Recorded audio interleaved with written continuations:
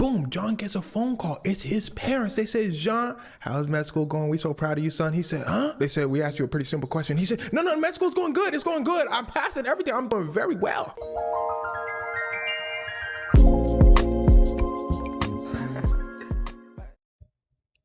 Alright, but look, we finna watch a Zevi video.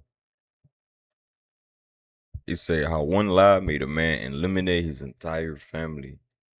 I don't know what it's about, but we finna figure it out together. Now, if you ever told a lie before, don't worry about it. Most people have. But if you've ever told a lie like John has told a lie, then you need to go seek some help. You see, John had a problem. He told one lie that spiraled into absolute chaos. You see, one day or night, I don't know, I wasn't there, John pulled up to his parents and he told them, look, y'all, I got into medical school. But this wasn't the lie. He actually got into medical school. They said, John, we so proud of you. That's our boy. He said, appreciate y'all. Look, I'm finna go over there, get my degree, and we finna all get rich. He failed. But here's where the lie begins. See, John failed a test, just one test. And all he had to do was retake that test.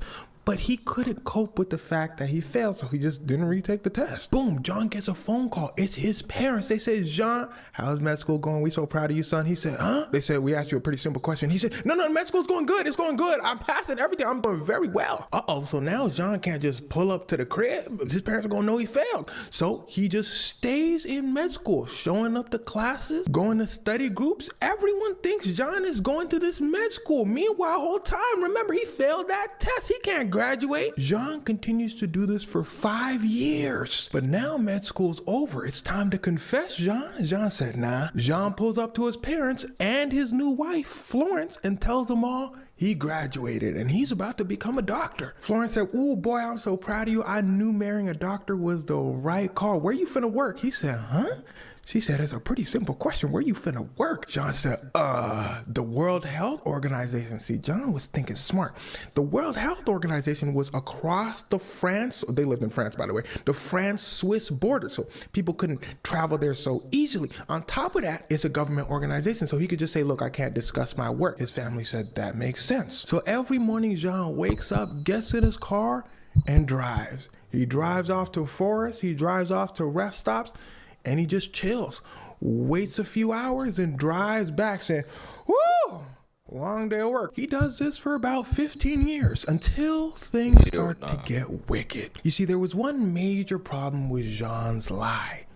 Money. He had a wife, he had kids, and he couldn't really support them. He doesn't have a job. His kid said, Daddy, why are we broke? He said, no, we not broke. You know, we just strapped for cash right now. His wife said, don't you work for the World Health Organization? You see, the thing is, Jean was bringing in money, but his wife started having a problem with how much money he was bringing in. He wasn't bringing in a doctor's salary. But see, before we get to that, how he was bringing in money was he was scamming people. His friends, his family, he would tell them all, look, y'all know I work for the World Health Organization, right? They were like, yeah. He was like, look, I got insider information. I know how the stock's finna go up, go down. So y'all just give me your money and I'm finna invest it for you.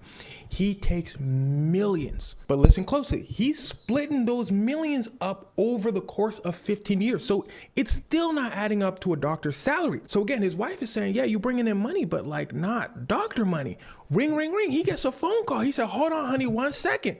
It's his boy. He said, yo, where my money at, fool? He said, oh, hold on, I'm getting another call.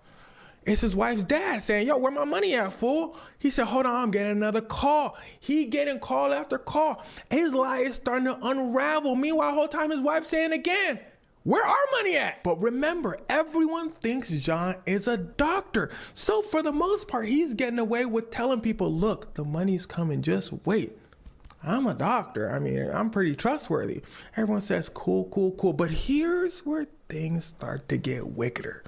Because there was one person who was not taking his word for it. And that was Florence, his wife's dad. He said, where my money at? He said, yo, I'm a doctor. Just what?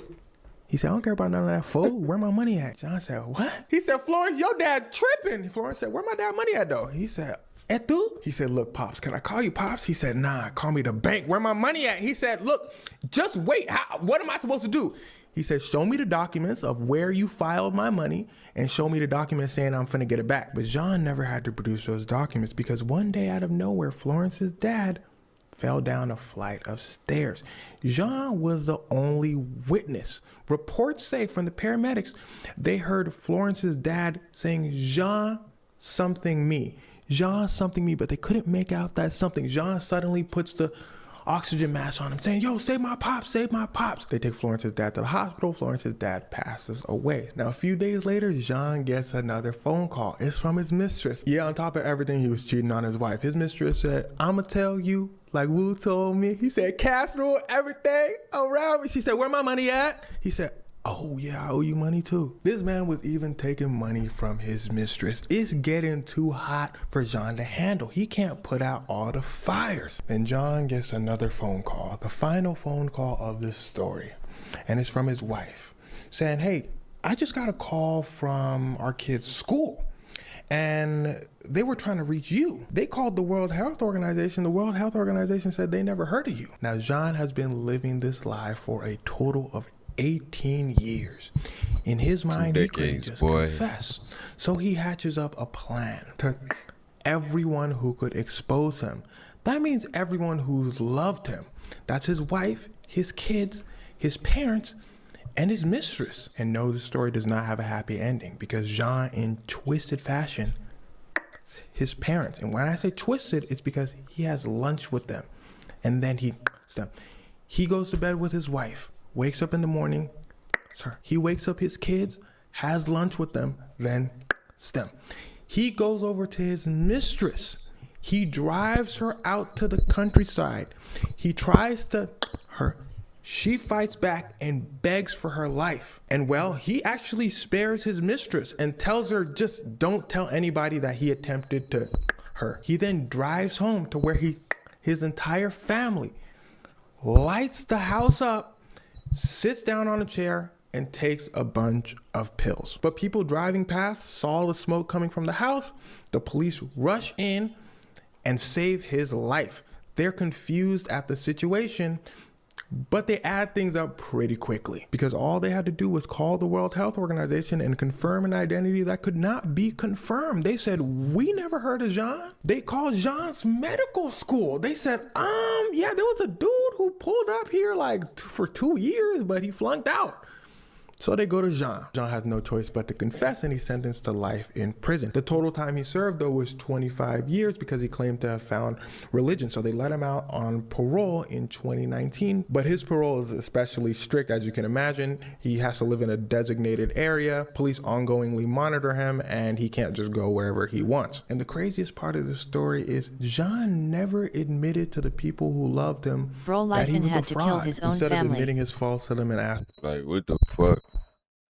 What the fuck?